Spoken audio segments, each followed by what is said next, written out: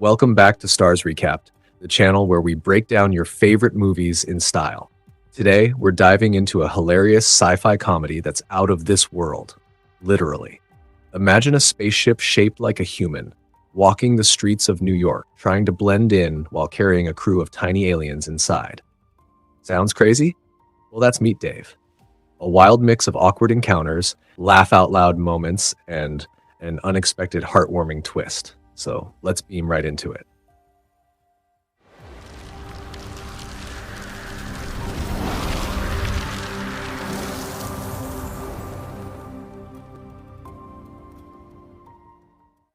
Far out in space, an unidentified object speeds toward our planet. Breaking through Earth's atmosphere, it streaks directly toward the bedroom window of a young boy named Josh, who happens to be gazing at the stars through his telescope. The sudden arrival catches him off guard, and he jumps back just in time as the strange object ricochets around his room before finally plopping into his aquarium. Hearing the commotion, Josh's mother, Gina, comes in to check on him. Josh tries to explain what happened, but she dismisses his story and sends him to bed since it's late. Once she's gone, Josh inspects the unusual object again, and to his surprise, it begins drawing all the water from the aquarium into itself, forming a tiny swirling vortex. 3 months later, a blazing fireball hurtles through the sky and crashes into the waters near the Statue of Liberty. But instead of a meteorite, the figure that emerges is that of a man in a crisp white suit and tie. Though it appears human, this extraterrestrial visitor can repair its body and clothing instantly using advanced alien technology, and its stiff mechanical movements reveal its robotic nature. Moments after landing on Earth, the strange human-shaped visitor boards a nearby boat, where he has his first interaction with people. A friendly woman greets him with a warm smile, but his attempt to return the gesture comes out as a series of awkward, exaggerated facial expressions. Meanwhile, at a police station across town, the sergeant instructs 2 officers, Stevie and Lai, to investigate the mysterious fireball reported earlier. Unaware of their search, the newcomer roams through the busy streets of New York, observing and copying human behavior. He mimics strangers' movements, photobombs a family picture, and even becomes fascinated by a toy that blows soap bubbles. Eventually, while trying to cross the street, he ignores the "don't walk" signal and is struck by a passing car. The driver turns out to be Gina, the same woman whose son had encountered the mysterious orb months ago. She rushes over in panic, but despite his legs appearing twisted from the impact, the man stands up without issue and walks away before she can assist him. He slips into a nearby alley, where his true nature is revealed. This man is actually a sophisticated spaceship controlled by a crew of tiny, human-like aliens. Each crew member is identified by the number on their uniform, and they are commanded by a leader known simply as the Captain, whose design is based on his own appearance. The crew assesses the damage caused by the car accident, makes quick repairs, and is reminded of their main mission: to locate the missing orb that fell to Earth. This orb is essential to gathering salt from Earth's oceans, a vital energy source for their home planet, Nil. As luck would have it, the alley they've chosen is right next to the home of Josh, the boy who discovered the orb. Preparing for school, Josh glances out the window and spots the strange man-like figure standing outside. He alerts his mother, and the two head out to investigate. Gina instantly recognizes him from the accident and tries to apologize. Inside the ship, the alien crew panics about their first direct conversation with humans. The captain activates the ship's loudspeaker to respond, but the volume is so high that it nearly bursts Gina and Josh's eardrums. After quickly adjusting the sound, the captain formally accepts her apology. To the crew's surprise, Gina invites the stranger into her home. Once inside, she offers him a glass of water and casually asks for his name. The captain, caught off guard, instructs his crew to list common Earth names. After scanning through the options, he confidently introduces himself as Dave. Dave continues chatting with Gina until, while looking through one of her cupboards, he spots a photograph of Josh holding the mysterious orb. Realizing he has finally discovered the object's location, Dave politely takes his leave and heads out to find the boy. As he walks toward the school, Dave's stiff, formal outfit begins attracting curious stares from passersby. The captain, monitoring from inside, decides they should make him blend in better and directs the crew to locate a place to change his appearance. They soon enter a discount clothing store where Dave picks out a shirt. However, when the crew attempts to maneuver him into the new clothes, The ship's internal controls prove unprepared for such a task, causing Dave to get tangled up in the garment. His awkward movements send racks and displays tumbling over. Luckily, a store clerk steps in and helps him select an outfit that fits comfortably. Before leaving, Dave needs to pay. He uses his scanning device to copy the pattern of Earth currency, and inside the fitting room, the crew begins producing duplicates, though some of them end up appearing in rather unusual, unintended spots within the ship's systems. Now dressed in more casual clothes, Dave resumes the search for Josh. Meanwhile, at school, Josh is playing with the orb when a class bully snatches it away. Moments later, Dave arrives at the school and heads straight to Josh's classroom. They talk, and Josh explains that the orb was taken by another student who is already gone. The pair decide to track the boy down at a store he often visits. But when they arrive, he's nowhere to be found. Out of nowhere, two masked robbers burst into the store, waving guns and shouting for everyone to hand over the cash. They order the customers and staff to lie flat on the floor without putting up a fight. Everyone complies, except Dave, who stands perfectly still, calmly watching the intruders. One of the criminals aims his weapon directly at him, which enrages number 2 inside the ship's control room. He urges the captain to let them teach these humans a lesson. Things escalate when one of the robbers swings a punch at Dave. With minimal effort, Dave catches the man's fist in one hand and sends him flying into a stack of soda cans. The second thief tries his luck, pointing his revolver right at Dave's face. In response, Dave simply grips the gun's barrel and crushes it flat before tossing it aside. Terrified, the man turns and runs out of the store. Josh, amazed by Dave's abilities, invites him to stay at his home until they can track down the orb. Number 2 protests the idea, but the captain agrees they could use Josh's help as a local guide. Soon, the two arrive at Josh's house, where the boy's admiration for Dave grows, especially after watching him play video games effortlessly with one hand. Moments later, Gina returns home. Josh eagerly tells her about the robbery and how Dave saved him. Grateful, she thanks Dave and invites him to join them for dinner.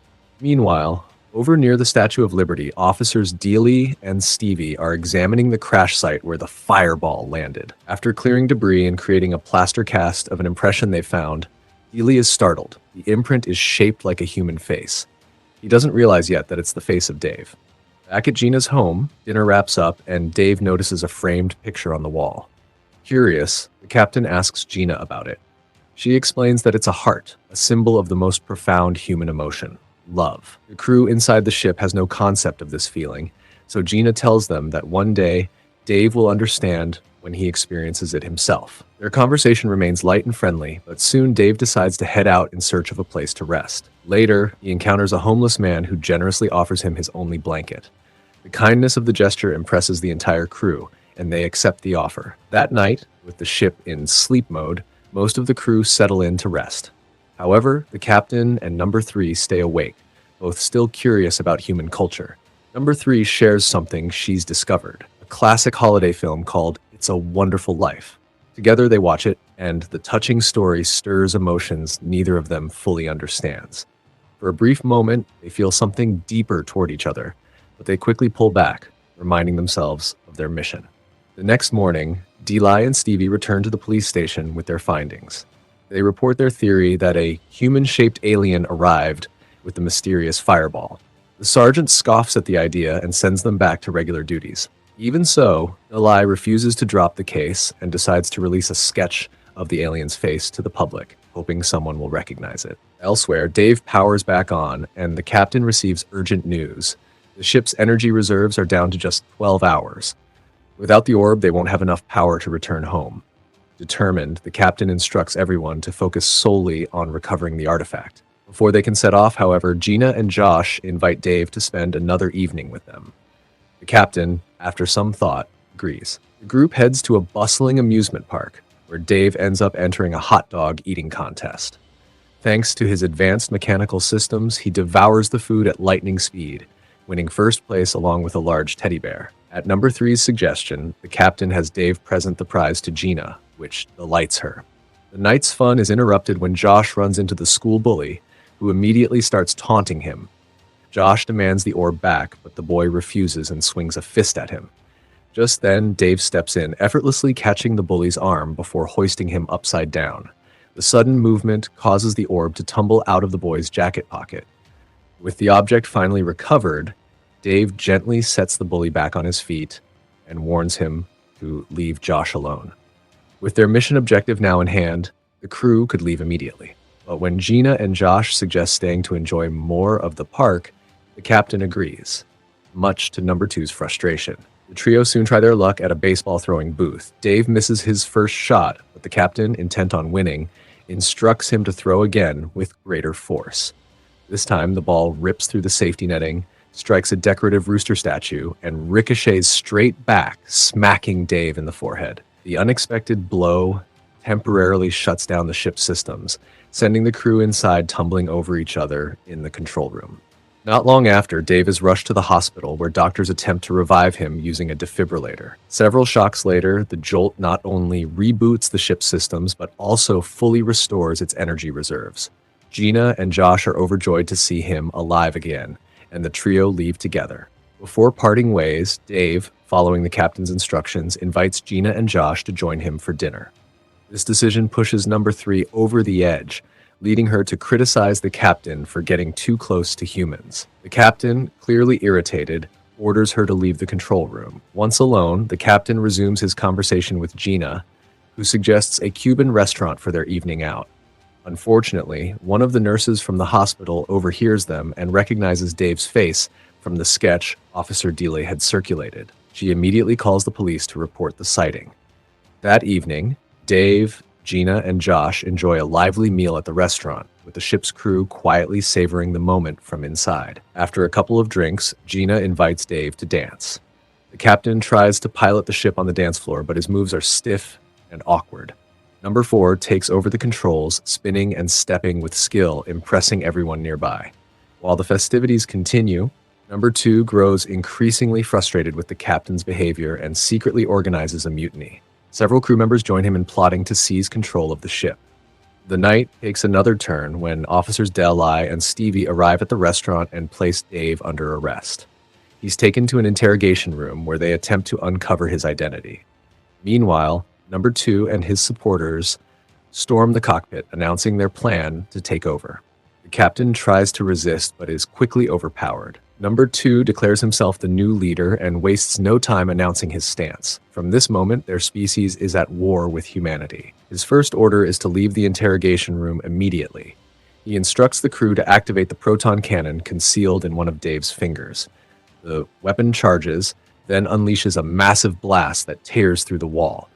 The explosion startles the officers, who instinctively open fire on the alien man. Dave activates a defensive thermal shield, transforming his white suit into an impenetrable barrier that effortlessly deflects the police gunfire. Inside the ship, the crew descends into chaos, especially number 17, who panics so much that he leaps out through Dave's ear and lands straight into someone's coffee cup. The standoff continues, with officers emptying their weapons against Dave, but the shots bounce harmlessly away. Dave moves toward the exit and encounters Gina and Josh, who have been anxiously waiting. Under the control of number 2, however, he completely ignores them and fires another blast to clear his path. Outside, more police vehicles block the street. Number 2 has Dave target one of them, and the resulting explosion sends the car flying, nearly crushing an officer. Amused, the new captain demands that number 3 chart the quickest course back to the Statue of Liberty. Instead, she slips away to free the real captain, disabling one of the guards and unlocking his restraints. They try to work together to shut the ship down before more damage is done, but reinforcements arrive and overpower them. Dragged back to the control deck, they are met with number 2's fury. Without hesitation, he presses a command that ejects them through. They run again, only to be swept up accidentally by the gust from a man's leaf blower, which sends them tumbling. The captain lands on the sidewalk unharmed, but number 3 ends up stuck in the middle of the road, her foot trapped in a wad of chewing gum. The captain races to help her, but a speeding taxi bears down on them. With no time to run, they huddle together and slip under the car's wheel, passing safely through a narrow gap. Once safe, they resume their search for Dave and soon spot him heading down the street. To catch up, the captain grabs a plastic bag, using the wind to carry them toward the ship. They're almost there when a bus slams into the bag, plastering them against its windshield. The wipers swipe them loose, flinging them toward Dave, and they finally manage to climb aboard. Inside, Number 2 orders maximum speed toward the Statue of Liberty, but the ship's power is running dangerously low. Desperate, he uses Dave's immense strength to seize a taxi from the road and forces the driver to take them straight to their destination. Back at the police station, Stevie radios for backup while Delay examines the coffee cup recovered from earlier, and to his surprise, finds tiny number 17 inside. The miniature alien hurriedly explains the chaos that's unfolded, prompting Dilly to agree to help him locate his ship. Elsewhere, Gina, Josh, and Mark race through the streets in their car, determined to find Dave. Josh can't shake the fear that his friend is in serious trouble. Meanwhile, Dave, still under Number 2's control, arrives at the Statue of Liberty, the same place where he first set foot on Earth. The villain's plan is clear. Throw the orb deep into the ocean so it can begin extracting massive amounts of salt for their homeworld. Several crew members warn that doing so will devastate Earth's environment, triggering a catastrophic imbalance that could wipe out all life. Number 2 dismisses their concerns and commands the launch. Just in time, the real captain and Number 3 reach the engine room and engage Dave's secondary control system, halting the arm before the orb can be released. Furious, Number 2 struggles for control. Their fight causes the ship to lurch violently, and the orb slips from Dave's grip, tumbling into the sea. Almost instantly, the orb begins creating an enormous whirlpool, threatening to drain the ocean and doom the planet. The captain rushes back to the command deck and orders Number 2's removal. Though the usurper resists, the rest of the crew rally behind their true leader and send Number 2 to the ship's holding cell. With the captain back in command, attention turns to the urgent crisis outside. The orb is still siphoning the ocean's water at an alarming rate. The only way to stop it is to use Dave's remaining power to pull it back, but doing so will completely deplete the ship's energy, leaving them stranded on Earth forever. After a moment's pause, the captain and crew unanimously agree. Saving Earth comes first. All remaining power is rerouted to Dave's right arm, which releases a massive magnetic pulse. The energy locks onto the orb, drawing it steadily back toward his hand. With the orb now secured, Dave launches it into the sky, sending it far beyond Earth's atmosphere.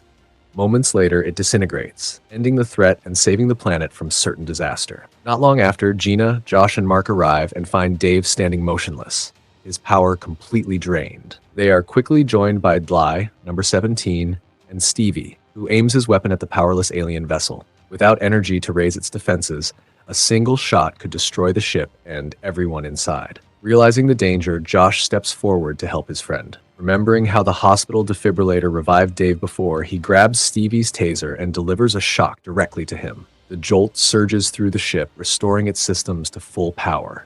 Cheers erupt from the crew, and for the first time, the captain emerges from the top hatch, through Dave's mouth, to meet Gina, Josh, and Mark face to face. He openly explains who they are, why they came to Earth, and how events spiraled out of control. With gratitude, he thanks Josh for his bravery and Gina for showing him the meaning of love, a feeling he's come to understand through his bond with Number 3. With their mission over, the crew prepares for the journey home. Number 17 pops out of Dealey's pocket, waving goodbye before being placed safely back aboard the ship. Engines fire up and Dave readies for liftoff. But just as they're about to take off, FBI vehicles swarm the area. A massive net is fired, entangling the ship. Agents rush in to capture it, but the crew makes a quick escape using an emergency pod hidden inside Dave's foot. The foot detaches, transforming into a small rocket, and blasts off toward the stars. On the ground, Gina and Josh watch the pod disappear into the night sky, quietly saying farewell to their extraordinary new friends. And that wraps up the hilarious and surprisingly heartfelt journey of Meet Dave. From a mission to drain Earth's oceans to discovering the power of friendship and love, our tiny alien crew sure had quite the adventure. If you enjoyed this recap, make sure to like, share, and subscribe to Starz Recapped for more epic movie breakdowns just like this. Until next time, keep watching, keep imagining.